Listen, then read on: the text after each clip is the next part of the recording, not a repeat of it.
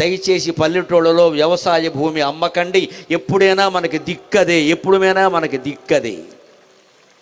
ఎన్ని సమస్తం ఉద్యోగాలు పోయినా, వ్యాపారాలు పోయినా, తెలివితేటలు నాశనమైనా, ఏమైనా 2 ఎకరాల భూమి ఉంటే భార్యాభర్త అక్కడే చిన్న పాకేసుకుని ఆ పక్కన తోటకూర గోంగూర పండించుకుని తిని బతకచ్చమ్మా. వ్యవసాయం చాలా గొప్పది, వ్యవసాయం చాలా గొప్పది.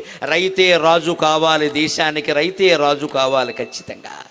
మీ పిల్లలకి జై జవాన్ జై కిసాన్ అనే నిదానాలు పరిచేయండి. వ్యవసాయం చేస్తానంటే చెయ్యనివ్వండి అమ్మా దయచేసి. ఇప్పుడు ఎలా తయారైన మట్టి పిసుకునేవాడికి నేను పిల్లనవను, పీక పిసికేవాడికి ఇస్తావా? ఏం మట్టి పిసుకునేవాడు అంతకంటే భ్రష్టుడా? పీక పిసికేవాడికి ఇస్తారండి. మట్టి పిసికేవాడికి పిల్లన, మట్టి పిసికేవాడు ఏం పాపం చేసాడండి? వారు ఎవరికి పీక పిసకలేదే. చచ్చి చెడి ఆరుగాలం కష్టపడ్డాడు అక్కడ. భూదేవో భూదేవో అనేది సమ్మక్కకి సారలమ్మకి దండం పెట్టుకున్నాడు భూమి కోసం. వాడు మనకు దుర్మార్గుడి కింద కనపడుతున్నాడు, బలహీనుడి కింద కనపడుతున్నాడు.